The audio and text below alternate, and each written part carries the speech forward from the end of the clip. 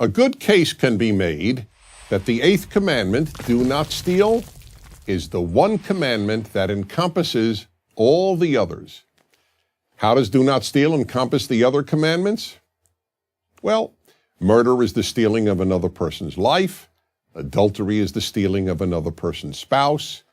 Coveting is the desire to steal what belongs to another person. Giving false testimony is stealing justice, and so on. This commandment is unique in another way. It is the only commandment that is completely open-ended. All the other commandments are specific. The fifth commandment, for example, states that it is our parents whom we should honor. The sixth commandment, prohibiting murder, is about taking the life of an innocent human being. The seventh commandment, prohibiting adultery, is also specific to a married person. Two unmarried people cannot commit adultery. But the commandment against stealing doesn't even hint at what it is we're forbidden to steal, which means that we cannot take anything that belongs to another person. And that, in turn, means three big things. First and foremost, the commandment against stealing has always been understood to mean that we are not allowed to steal another human being, what we call kidnapping.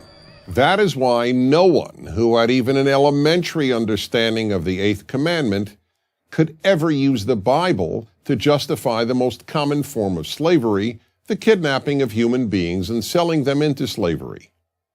Critics of the Bible argue that the Bible allowed slavery, but the type of slavery described was in almost all cases what was known as indentured servitude, the selling of oneself to another person for a fixed period of time in order to work off a debt. This had nothing to do with kidnapping free people, such as was done in Africa and elsewhere. That was expressly forbidden by the eighth commandment. The second significant meaning of the commandment against stealing is the sanctity of people's property. Just as we are forbidden to steal people, we are forbidden to steal what people own. It has been shown over and over that private property, beginning with land ownership, is indispensable to creating a free and decent society. Every totalitarian regime takes away private property rights. In the ancient and medieval world, a few rich people owned all the land, and the majority of the population worked on that land for the enrichment of the owners. And then, in 19th century Europe, many socialists argued for taking away private property and giving it to the quote-unquote people.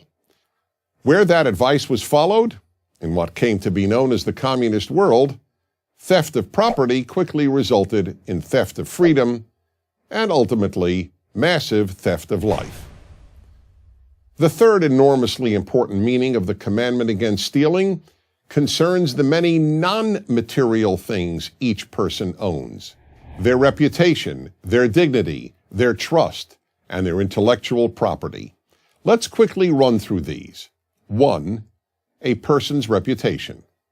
Stealing a person's good name, whether through libel, slander, or gossip, is a particularly destructive form of theft because, unlike money or property, once a person's good name has been stolen, it can almost never be fully restored. 2. A person's dignity. The act of stealing a person's dignity is known as humiliation, and humiliating a person, especially in public, can do permanent damage to what is perhaps the most precious thing any of us owns, our dignity. 3. A person's trust. Stealing a person's trust is known as deceiving someone. In fact, in Hebrew, a term for tricking someone is gnevat da'at, which literally means stealing knowledge. One example is tricking people into buying something, as when a real estate agent omits telling a prospective purchaser all the flaws in a home in order to make a sale. Another example would be when someone deceives another person with insincere proclamations of love in order to obtain material or sexual favors. 4. A person's intellectual property. This form of theft includes anything from copying software or downloading music and movies without paying for them to stealing a person's words, what we know as plagiarism. Stealing a life, a person, a spouse, material property, intellectual property, a reputation, dignity, or trust. There is hardly any aspect of human life that is not harmed, sometimes irreparably so, by stealing. That is why it is fair to say that if everyone observed only one of the 10 commandments, observing the commandment, do not steal, would, all by itself, make a beautiful world. I'm Dennis Prager. Join Prager University, subscribe to our YouTube channel, and sign up for free at prageru.com.